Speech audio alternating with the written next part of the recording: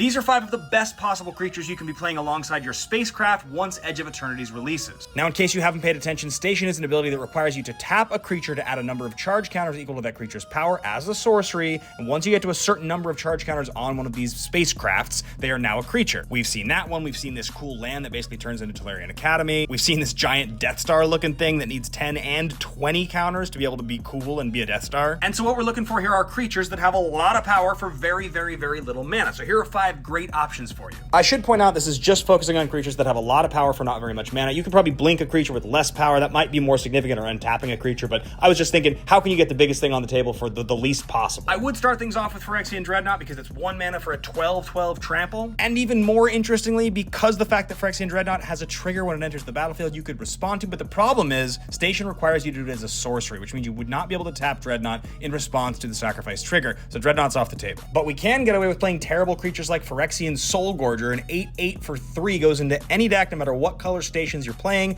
Cumulative Upkeep, sacrifice a creature, but probably you're blinking this thing or sacrificing it, just basically utilizing it to station. I don't think the actual cumulative upkeep matters very much. Rotting Reggiosaur is 3 mana for a 7/6, has the downside of discarding a card, but this is just like a generally fine card to play anyway. The Ancient One is 2 mana for an 8/8. It doesn't actually matter that you can attack or block when this thing's in play. I mean, this is going to be legal in standard alongside some of these things. Still have 2 left, including my favorite one of all. Be sure to hit that follow button if you guys like content like this. I'll be talking about Edge of Eternity spoilers and all the different things you can be doing with spacecraft as the set continues to roll out. The Mind Skinner, also going to be in standard, right? It's triple blue for a 10/1, can't be blocked, but the fact that you can tap this to hit 10 charge counters is good. And my personal favorite, Dreamtide Whale. I think this is probably the best one. 3 mana for 7 power with Vanishing 2, but whenever a player casts their second spell each turn, proliferate, and you can proliferate those charge counters. So there's a very real scenario in Commander where you cast Dreamtide Whale, you tap it to put 7 charge counters on whatever, spacecraft you want, and then throughout the course of the next set of turns, while you're waiting for it to be your turn again, people play enough spells that you just get to proliferate the charge counters into your stations being spacecrafts. Or I guess whatever we want to call that, your spacecrafts being spacecrafts, the being creatures, that's what we want. It's a little wonky, but this thing does a lot of work. I don't quite actually know how powerful spacecraft are going to be or how significant Station is going to be, but these are some of the options that I'd be looking at to try out if I was looking to build one of these crazy decks.